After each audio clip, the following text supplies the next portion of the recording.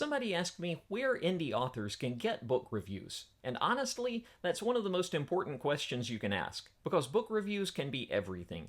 They build trust, they boost visibility, and they can be the difference between someone buying your book or skipping past it entirely. Let's talk strategy. First, the basics. Amazon is the most critical for sales. It's where people are already primed to buy. Goodreads has a well-earned reputation for being an outdated and potentially toxic website. But it's honestly still great for long-term discoverability and reader conversations. And BookBub, even though it's more of a promo site, allows readers to follow and recommend books, which absolutely can help with building momentum. All three of these platforms influence buying decisions, and the more reviews you have, the more real your books look to readers. And I'd say their relative importance is in exactly the order I mentioned them. Amazon at the top, and then Goodreads, and then BookBub and other promo sites. So, how do you actually get the reviews? Here are a few pretty reliable ways. First is your newsletter. This is a great tool for consistent, sustainable reviews. If you have an ARC team, you can reach out to them through your newsletter, and they should definitely be getting early copies and leaving reviews at launch. But even your regular non-ARC newsletter subscribers can help.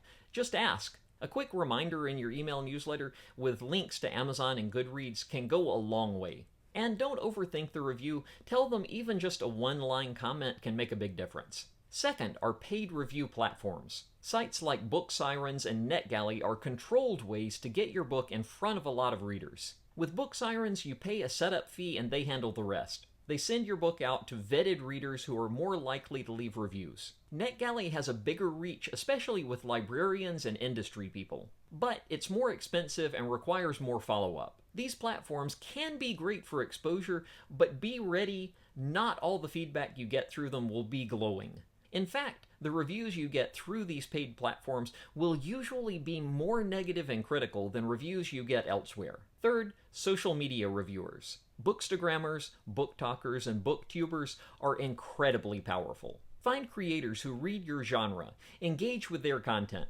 Then you can politely reach out to offer them a free copy.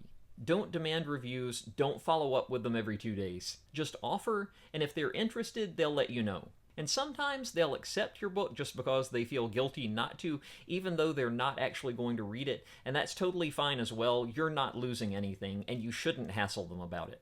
Nearly every author I'm personally friends with who's had their career kick off in the last 5 years got that initial surge of momentum because of social media. Sometimes one short video can move more books than a whole book tour. Fourth, Goodreads giveaways. And speaking of which, now let's talk about some things not to do. Don't buy reviews, don't swap 5-star reviews with other authors, don't pressure anyone into only leaving positive feedback. That stuff always backfires and it's unethical, so don't touch it. Instead, focus on building genuine engagement. Treat your reviewers like real people, not numbers. Say thank you. And sometimes there's this misconception that reviews are intended to help improve an author's writing. If you notice a trend of reviews pointing out the same problem over and over in your book, sure, maybe you can learn something from that for your next book. But that's not what reviews are for. Reviews are just to help readers decide whether they want to read a particular book. The only way that reviews are for authors is that they're essential for getting us placed in algorithms and selling our books. And here's the bigger truth.